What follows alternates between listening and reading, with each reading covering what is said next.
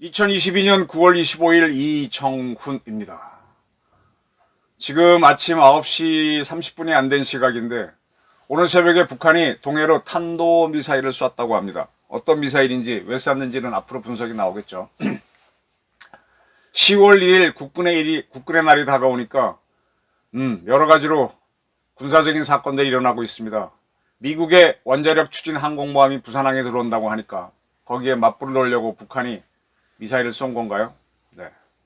오늘은 국군의 날도 다가오고 또 K방산이 대박을 터뜨리고 있기 때문에 다시 한번 K방산 이야기를 할까 합니다. 박정희 오원철을 잊고 K방산 자축하지 마라. 물을 마실 때는 그 물이 어느 샘에서 시작됐는지 음수사원을 하라 그랬습니다. 지금 대박을 터뜨리고 있는 K방산 만든 두 주역, 제 넘버1 주역은 박정희, 넘버2 주역은 오원철. 저는 그렇게 확신합니다. 그리고 이 중시조가 있어야 되죠. 저는 전두환과 이명박 대통령을 꼽고자 합니다. 이명박 대통령이 수출주도용으로 돌려놓지 않았으면 지금과 같은 대박은 터지지 않았을 겁니다. 그런데 그러한 이명박 대통령의 방위산업 수출 정책을 사자방, 4대강 개발, 자원외교, 방위산업과 더불어 비리덩어리로 몰아붙였던 세력은 민주당과 등등이었습니다. 네. 지금 9월 16일 한국항공우주산업 카이가 FA-50 경공격기 48대를 폴란드에 수출한다라는 본계약을 체결했습니다. 8월 26일에는 폴란드와 K2 전차 흑표하고 K9 자주포 수출한다 계약을 체결했었죠. 네. 지금 대한민국 방산이 어느 정도 성과를 거뒀느냐? 현재까지 계약액, 현재가 9월이죠. 87억 달러입니다. 87억 달러의 수출 계약을 맺었습니다. 원화로 계산하지 않을게요. 작년 말까지, 작년이 역대 최대의 방산 수출이었는데 70억 달러였습니다. 근데 지금 9개월이 지나간 올해 87억 달러를 능가했습니다. 그래서 K방산이 작년에 이어 대박이라는 겁니다. 우리가 방산 수출로 2013년에 30억 달러를 돌파했습니다. 그리고 8년이 지난 21년에 70억 달러. 이때 문재인 정권이 좋아했죠. 천궁이 수출됐다, 어쩌고 호주에 뭐가 수출됐다 그래서 70억 달러를 했는데 원래 87억 달러가 이미 돌파됐습니다. 90억, 잘하면 100억까지 가겠죠. 왜 이렇게 됐느냐? 아까 말씀드렸듯이 이명박 대통령의 방향 정한이 주요했습니다. 그때까지 대한민국 방산은 오로지 한국군만 바라보고 제작을 했습니다. 한국군이 좀 가혹합니다. 이렇게 설명드릴게요. 영하 30도의 추위에 여러분 나가서 활동하십니까? 영하 30도의 추위에 군사작전을 한다고 보십니까? 물론 특수부대라면 해야 되겠죠. 영하 30도의 날씨가 되면은요, 비행기 같은 경우 떠서 가게 되면은 너무 추워갖고 이 공기 중에 있던 수분이 얼음이 돼서 엔진으로 빨려 들어옵니다. 새가 빨려 들어오게 되면 엔진이 깨져서 버드 스트라이크 사고가 나죠. 네. 우박덩어리가 그냥 엔진으로 들어온다고 보시면 됩니다. 우리 지금 한국형 육군 헬기로 수리온을 개발해서 사용하고 있습니다. 수리온을 개발할 때 우리 군에서는 영하 30도 상황에서도 작전해야 된다고 주장했습니다. 네, 필요하죠. 미국은 그렇게 합니다. 왜? 미국 육군은 알래스카에서 작전을 하고 적도에서 작전도 해야 되니까 가혹한 환경 조건에서 모두 작동할 수 있도록 요구합니다. 근데 문제는 대한민국에서는 영하 30도의 날씨가 안 만들어진다는 겁니다. 이런 날씨 만들려면은 아주 추운 날 백두산 꼭대기 천지에서 비행하면 되겠죠. 근데 천지는 북한이 차지하고 있으니 갈 수가 없고, 글쎄 지리산 꼭대기에서 영하 30도가 되려나? 한겨울에 한라산이 되려나? 안 될 겁니다. 그래서 이 시험을 못했어요. 그래갖고 이 수리온을 개발이 늦어졌다고 대한민국 방사청에서 원래 약속한 날짜에 모든 시험 다 거쳐서 통과돼갖고 납품하지 못하면 지체했다고 벌금, 그걸 지체 상금이라 그럽니다. 배상금 할 때 그걸 부과했었습니다. 결론적으로 나중에 어떻게 하느냐, 우리나라는 그런 날씨가 없으니까 미국, 캐나다 사이에 5대5가 있죠. 5대5는 겨울에 매우 춥습니다. 시카고 부근에 가면 거기에서 영하 50도 60 뭐 그런 날씨가 5대5 상공에서 됩니다. 그리고 습하니까 얼음도 만들어지고 해서 거기에서 비행을 해서 증명을 해서 지금 수리온이 보급이 됩니다. 근데 영하 30도에 공기 중에 수분이 얼어서 얼음이 될 수 있는 나이에 작전하러 나간다 그러면 아마 헬기 조종사들이 안 한다 그럴 겁니다. 그리고 그 헬기를 타고 가서 육군 장병들 강습하라고 작전하라 그러면 아이고 내리는 것도 어렵죠. 이렇게 가혹한 조건을 미군은 그렇게 해요. 예. 만들어서 수리온을 개발하라고 하니까 못하는 거죠. 그 다음에 개발한 게 이제 경공격 헬기인데 하도 당했던 게 있어서 한국항공우주산업은 캐나다에도 이제 이런 조건이 만들어질 수 있죠. 거기에서 이제 그런 시험을 해서 한겨울에도 할 수 있다라고 했습니다. 그래서 이제 경격국 헬기도 지금 제작을 하고 있는데 이렇게 해서 한국군에 납품을 합니다. 그럼 무슨 문제가 생기는가 하면은 비행기 값이 올라가죠. 그죠? 아주 가혹한 조건에서 하려니까 재질도 강해야 되고. 그럼 이렇게 해서 한국군에 납품하고 나면 수출하려고 그러면 너무 비싸서 수출이 안 됩니다. 미국은 수출이 돼요. 왜? 미국 군은 워낙 규모가 크니까 자기네 군에서 소비하는 것만 해도 몇백 대가 되니까 제작사는 본전을 건집니다. 그리고 수출을 하니까 성공합니다. 근데 우리는 규모가 작으니까 우리한테만 납품하고 나면은 본전을 못 건져요. 수출을 해야 되는데 수출을 하려면 가격이 너무 비쌉니다. 이걸 이명박 대통령이 뭐야 이렇게 하느냐고 난리를 치면서 그리고 원가를 절감하라고 막 몰아붙였습니다. 대표적으로 당했던 게 T50이죠. 국내 업체들이 뼈를 깎는 노력을 하니까 줄일 때가 있더라는 겁니다. 저도 이렇게 하면서 보면 사람이라고 하는 거는요, 쪼면 쫄수록 더 날카로워지더라고요. 이거 더 이상 줄일 데 없는 것 같은데 줄여보니까 되고, 줄였기 때문에 훨씬 더 성능이 유연해지는 경우가 많더라고요. 그래서 이명박 대통령이 그렇게 줄여놓고 나서는 수출하라고 독려를 했습니다. 이거를 4대강 개발 자원외교와 더불어 비리라고 몰아붙였던 게 민주당이고, 그 후에 집권한 박근혜 세력도 편승해서 사자방 비리를 추적했었습니다. 근데 이렇게 수출에 주력하던 방산이 대박이 터진 겁니다. 근데 대한민국 방산에서 그동안 항상 주목을 받았다는 거는요, 첨단 무기였습니다. 특히 삼축체계 3K와 관련된 무기였어요. 미사일 등등. 근데 대박은 누가 터졌느냐? 1990년대 또는 2000년, 지금으로부터 20년 전, 30년 전에 개발한 무기들이 다시 말하면 최첨단이 아닌 중첨단, 최고가가 아닌 중저가 무기들이 수출이 되는 겁니다. K2 흑표전차, K9 자주포, K9은 90년대고 K2는 2000년대죠. 왜 그러느냐? 대한민국 이 방산 역사를 보게 되면은 처음에 박정희 대통령이 하라고 해서 오원철 수석이 시작할 때는 이 소총 만드는 걸 시작해요. 소총. 지금은 소총, 한국 K2 소총 좋지만 옛날엔 미국 M16 모방하는 것도 어려웠습니다.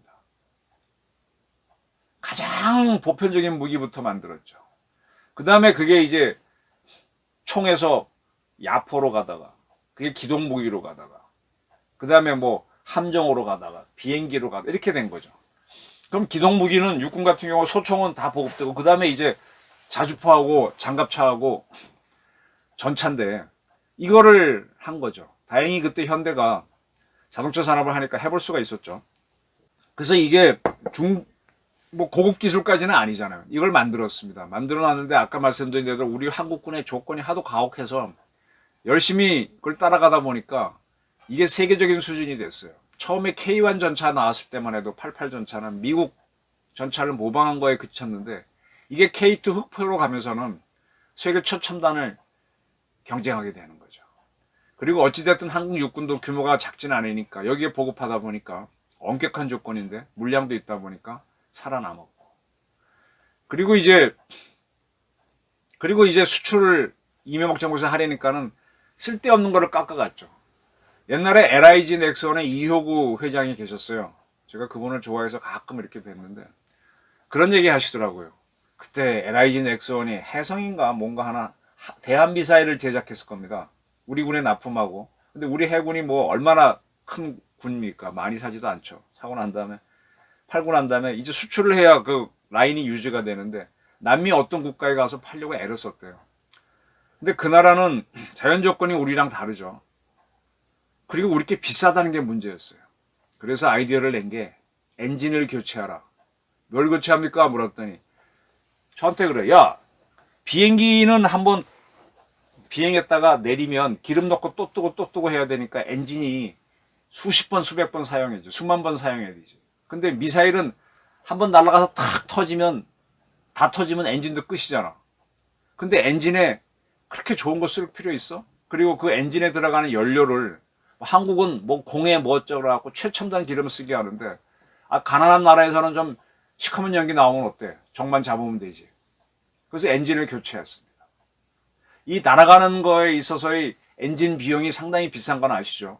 우리 T-50 같은 전투기 훈련기에서 엔진 가격은 한 40% 차지합니다. 미사일은 앞에 폭약이 있긴 하지만 엔진이 주력이니까 엔진 가격을 뚝 떨어뜨리니까 수출이 되더라는 겁니다. 이게 수출 버전입니다. 지금 세계 최첨단 무기를 원하는 거는 미국, 영국 이렇던 선진국인데 그들은 최첨단 무기는 자기 스스로 만들어 쓰려고 그래요. 그죠? 그러니까 우리가 첨단 무기를 만들어 봐야 우리는 우리가 쓰는 거고 수출할래야 맨 나라가 없어요.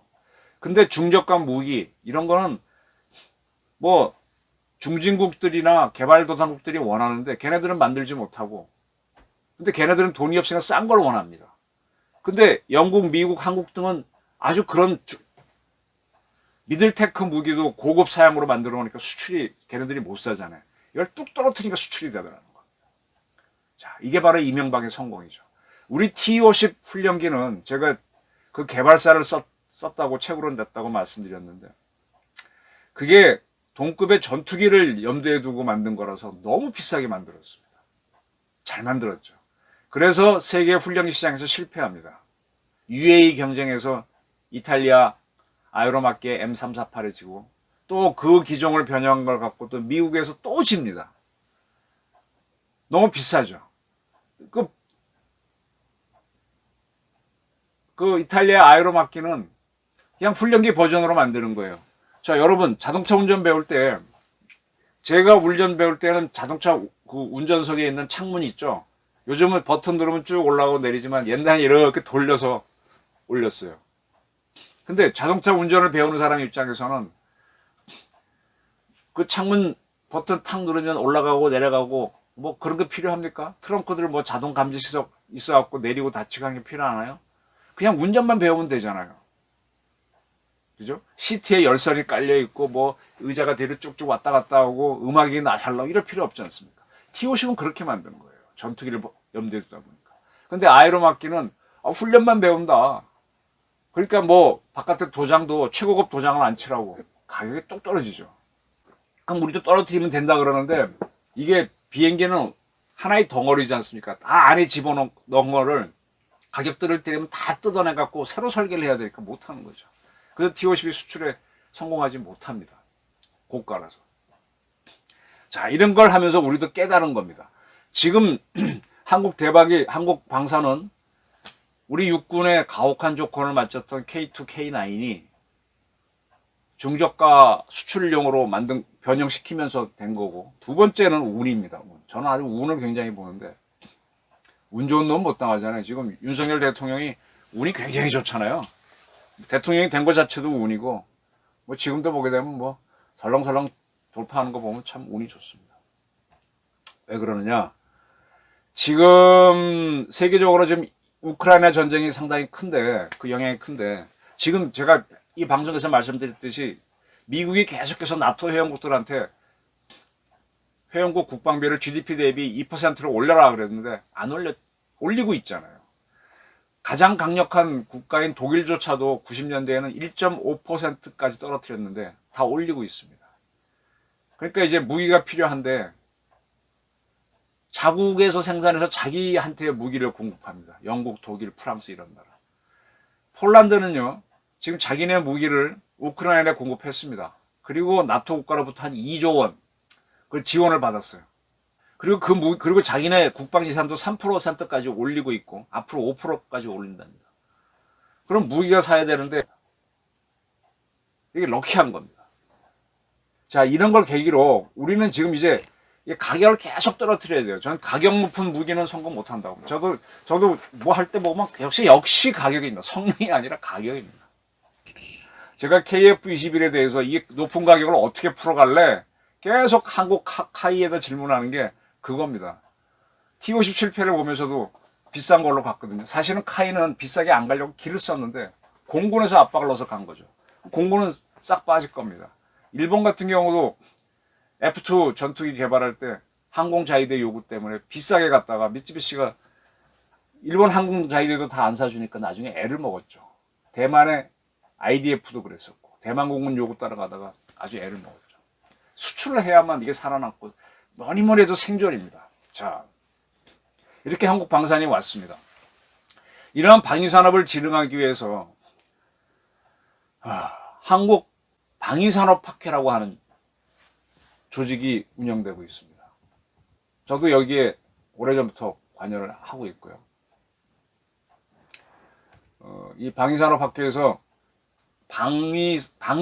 방위산업을 잘한 분들한테 상을 주고 있습니다. 제가 옛날 얘기 하겠습니다. 박정희 대통령이 방위산업을 시작했습니다. 왜 했느냐?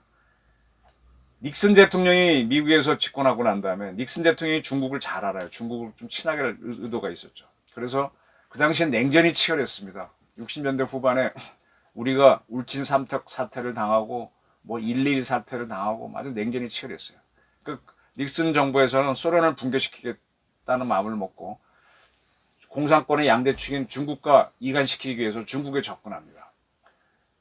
그래서 중국하고 이제 접근을 하면서 그 미끼로 던진 게 아시아에 있는 미군을 줄이거나 철수시키겠다는 닉슨 독트린을 발표합니다. 그 주한미군 철수로 가니까 박 대통령이 놀래가지고 야, 미국 믿을 수 없다. 자기 필요에 따라 다 하는구나 싶어서 그때까지 우리는 무기 하나도 못 만들었어요. 그래서 국산 무기를 만들자라고 하면서 그 지시를 그때 경제수석이 있는데 또 하나의 수석을 만듭니다. 이게 방위산업수석을 만들면 미국이 주목하니까 제2경제수석 그래서 오원철 씨를 임명합니다. 상공부 관료 출신이죠. 저는 박정희 대통령 생전에 만든 적은 없습니다. 근데 오원철 수석은 이현이 나중에 방위산업을 다 이끈 분인데 이분을 되게 싫어했던 사람이 전두환입니다. 박정희 사후 전두환이 집권하고 난 다음에 오원철 씨를 김종필만큼 싫어해서 재산을 다 뺐습니다. 김종필 씨가 나중에 돌아가실 때까지 전두환 얘기만 나오면 그놈이라 그랬댔죠. 아주 싫어했죠. 근데 오원철 씨도 재산을 뭐 거의 다 뺏깁니다. 근데 워낙 방위산업이 끼친 공로가 많아서 지금의 기아자동차, 과거의 기아산업에서 오랫동안 고문으로 계셨어요. 그러면서 한국 방위산업사를 썼는데 제가 월간조선에 막내 기자로 있을 때 매달 이분을 찾아가서 그분 원고를 받아와갖고 게재하는 작업을 했습니다. 한자도 많고 또 굉장히 까다로운 분이에요. 정확하게 쓰고 너무 서술식이라 재미가 없는 글인데 제가 막 고치면은 긁으친 거는 별로 야단 안 치시는데 한자 틀리면 하도 야단 쳐갖고 아주 시달린 기억이 납니다. 이 오원철 선생이 했습니다.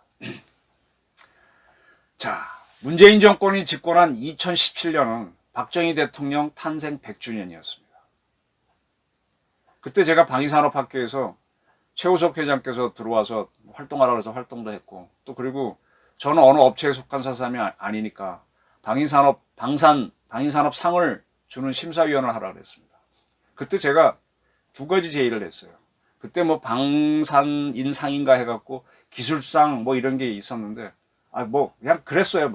다 하나인데 제가 쪼개자 그랬습니다. 자, 방위산업이 수출하려면은 경영 잘하니까 경영상을 만들고 그 다음에 좋은 기술이 필요하니까 기술상은 기존에 있었습니다. 있고 학술상도 있었어요. 좋은 논문 쓴 사람. 근데 이거 방산을 수출해야 되니까 방산 경영상 뭐 이런 거 만들자 그랬고 그 다음에 그리고 공로상이라는 게 또 저도 주장했고 다른 분도 했는데 그리고 제가 뭐니 해도 방위산업은 정치에 의해서 크는 거니까 대상을 만들자 그랬습니다. 방산 대상이 그 후에 만들어지는데 제가 2017년은 박정희 탄생 100주년이니까 방위산업은 박정희가 한 거니까 박정희 대통령한테 주자라 그랬습니다. 만장일치로 채택이 됐습니다. 문재인 정부 출범한 그 해인데 이맘때 좀 치상하는데, 그래서 그걸 업체들에게 알리고 하니까 회원사에서는 박정희한테 방산상 주면은 우리 방산학교 탁 퇴하겠다. 문재인 눈치 본 거죠. 그래서 취소가 됐습니다. 그리고 그냥 에피소드로 지나가고 뭐 그러고 몇 년 지나갔습니다. 그리고 2021년 작년이 찾아왔죠. 작년에 방산 수출이 많았죠. 문재인 대통령도 좋아하고 뭐 이집트도 가고 뭐도 가고 UAE도 가고 뭐 온갖 뭐 다 했지 않습니까? 70억 달러 수출이 이루어졌는데 그때가 방산학회 30년 기념일이었어요. 그 해에 방산 대상을 박정희를 주지 못하고 오원철 돌아가셨습니다. 그때는 이분한테 주기로 했습니다. 그래서 그분의 아들인 오범규 명지대 교수가 대신 수상을 했죠. 그리고 이제 올해 이제 대박이 터지고 있는데 최우석 회장께서 다시 저보고 또 들어와서 공적조서를 쓰라 그래갖고 박정희 대통령을 제가 방산 대상 후보자로 올렸고 다른 분들도 올렸고 해서 다음 주 겁니다. 9월 27일인가 시상식이 있습니다. 돌아가신 박정희 전 대통령한테 방위산업 방산 대상을 수여합니다. 누가 받으러 올까요? 박지만 씨가 받으러 올까요? 아니면 박근혜 전 대통령이 받으러 올까요? 전 두 분 다 오셨으면 좋겠어요. 박근혜 전 대통령이 오신다면 대단한 뉴스가 될 겁니다. 박지만 씨가 와도 뉴스가 될 거고요. 자, 이렇게 해서 어려운 상황 속에서 우리 최우석 회장이 이끄는 방위산업학회는 오원철 씨를 한국방산의 기여자로 포상하고 이제 박정희 전 대통령도 기리게 됐습니다. 저는 이게 참 잘됐다고 봅니다. 차후에 뭐 많은 오해도 받고 있고 잘못한 것도 있지만 이명박 대통령에 대해서도 수출을 하게 된 공신으로 인정해서 방산 대상이 수여되기를 저는 기대합니다. 자, 지금부터 다른 말씀을 드리겠습니다. 지금 이제 우리 그 엄동환 방위사업청장이 나와서 이제 조찰하는 걸 지켜보고 그랬는데 한국 방위사업청에서는 앞으로 뭘 주력하겠냐고 하는데 보니까 북한의 핵과 미사일을 막기 위해서 3K 개발에 주력하겠다. 그래서 킬체인으로서는 한국형 미사일 개발하고 한국형 미사일 개발을 주력하고 그다음에 정찰 위성 사업을 해갖고 4.25 사업이라고 그러죠. 북한 전역을 딱 보고 있어요. 북한이 쏘려고 할 때 때린다. 그다음에 이제 전술 지대지 미사일. 이제는 아까 말한 현무 뭐 2, 4 같은 거 아주 정밀하게 때리는 걸 하고. 그다음에 KAMD. 그래서 살아남아서 올라오는 북한 미사일이 있으면 잡아야 되니까 그걸 잡기 위해서 우리도 그 날아오는 미사일을 잡는 조기경보 레이더를 개발하고 또 그러한 것들을 날아오는 미사일을 잡는 롱샘 청궁 2, 3로 나가는 거죠. 네. 그리고 이제 북한이 전방에서 걔네 방사포를 쏘니까 장사정포를 때리는 그런 무기를 개발하자. 그리고 난 다음에 이제 북한 전역을 초토화시키기 위해서 230mm 다연장 이게 천무 후속 규정이 되겠죠. 등등을 하겠다. 그 다음에 이제 육군 부대가 들어가서 싹 쓸어봐야 되니까 뭐 기동헬기 사업이라든지 뭐 공군기 사업, KF-21 등등 뭐 그렇게 하겠다. 그렇게 갑니다. 네. 근데 이러한 사업들은 시장이 금방 안 나옵니다. 우리 군만을 위하는 겁니다. 북한 덕택에 이걸 하고 나서 이게 한 30년 지나면 이 개발도상국도 필요했을 때 우리께 싸게 수출돼야 되죠. 지금 우리가 지금 방산 매출을 2017년에 세계 5위까지 올라가면서 40조 매출을 하겠다고 선언하고 있습니다. 40조 매출. 어마어마하죠. 매출이 40조 원입니다. 그러면 지금 한국 조선산업 규모로 키우겠다는 거예요. 지금 우리 방위산업을 하고 있는 LIG 넥스원이라든지 하나 디펜스 뭐 이런 데 주가가 확 뛰고 있어요. 하나 같은 경우는요. 저는 김승현 회장한테 감사의 뜻을 표하고 싶은데 이제 옛날에 박정희 대통령이 이 기동 무기는 현대가 해라. 날아가는 무기는 삼성이 해라. 뭐 이렇게 나눠줬습니다. 그래서 전차는 여기서 하고 현대가 하고 그 다음에 이제 비행기는 삼성이 했습니다. 그래서 삼성은 그 다음에 비행기도 하면서 자주포도 하고 뭐 했습니다. 근데 그게 이건희 회장 거쳐서 이재용 회장 오고 나서 보니까 하도 문재인 민주당 세력이 사자방해서 방사로 때려잡으니까 삼성이 이미지만 나빠지잖아요. 삼성전자가 워낙 중요하니까 이미지 나쁜 거 할 이유가 없다. 선택과 집중하겠다 해서 방위산업을 팔았습니다. 방산이 어려울 때니까 안 샀는데 하나의 김승현 회장의 아들이 김병관 씨인데 하버드 출신이죠. 그분이 그걸 삽니다. 이재용 씨랑 친하니까 싸게 샀죠. 처음엔 이게 성공을 못해요. 근데 이제 하나 시스템, 하나 디펜스 뭐 해갖고 이제 삼성서 받은 거 해갖고 뭐 레이더도, 그리고 LIG랑 경쟁해서 우리 KF-21에 들어가는 위상 배열 레이더도 딱 버립니다. 상당히 공격적으로 경영을 했어요. LIG가 당연히 딸 줄 알았는데 밀렸죠. 그렇게 해서 처음엔 고생하는 줄 알았는데 이게 우크라이나 전쟁 계기로 이게 성공들을 하는 겁니다. K2 전차를 제외하고는 되게 하나 제품들이 대박이 터진 거죠. 그래서 저는 이제 앞으로 한국에서의 방산 주력 회사는 한국 화약이 하나가 돼야 되는 거 아니냐. LIG가 돼도 좋다고 생각했는데 LIG가 지금 못 치고 나가고 있거든요. 그럼 결국은 뭐냐. 미국을 대표하는 방위산업 업체는 럭히드 마틴입니다. 줄여서 롱마라 그러죠. 그러면 한국에 롱마를 만들어야 되는데 한국의 현대그룹에서는, 자동차 그룹에서는 롯데미 포함되는데 롯데미 표정은 작습니다. 포션이. 전차를 생산하지만. 그리고 이제 그렇습니다. 그래서 이제 우리 한국항공우주산업 카이가 있는데 카이가 이게 정부가 사장을 임명하다 보니까 전임자인 안 사장이 있을 때 뭐 일자리 창출하니까 직원을 너무 많이 뽑았어요. 그 카이가 지금은 돌아가지만 좀 지나면 저 인원이 너무 많아서 구조조정해야 될 겁니다. 지금 강구영 사장이 가셨는데 굉장히 골치 아플 거예요. 지금은 정보개발위바에서 KF-21을 개발하니까 돌아가지만 시험비행 딱 들어갔다는 건 개발 끝났다는 거거든요. 그럼 그 돈이 끊어집니다. 그래서 돈이 필요하니까 뭐 중형 수송기 하자 뭐 하자 이렇게 하는데 이게 국내만 바라보니까 이런 문제거든. 그래서 저는 계속 제의하는 게 FA50을 단짝이 F50 만들어서 그러면 F5 시장 후속이 있으니까 그걸 노리고 수출을 해봐라 자꾸 권유하는 거거든요.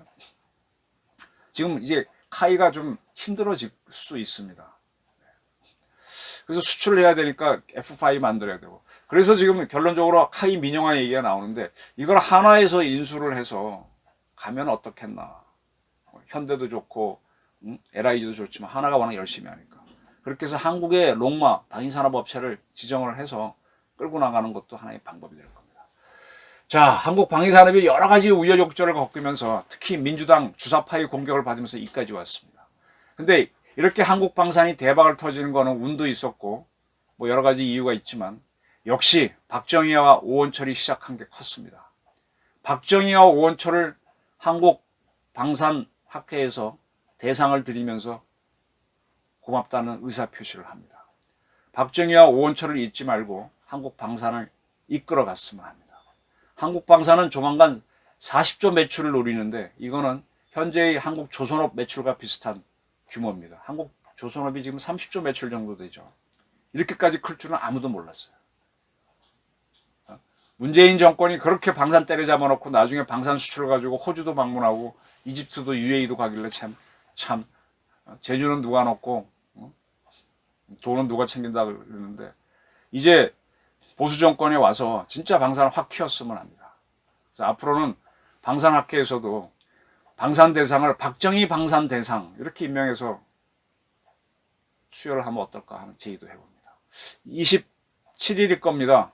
육군회관에서 있는 이 방위산업 대상 시상식 한번 지켜봐 주십시오. 그때는 장원준 박사도 그 다음에 한양대학교 명예교수인 조진수 교수가 학술상을 받는데 이 조 교수는 KF-21 개발에 큰 공이 있는 분이고 장원준 박사는 미국에서 무기를 수입할 때 미국 기준에 맞추도록 미국 조달 체계에 맞추자는 RDP 그런 주장을 했던 분들이죠.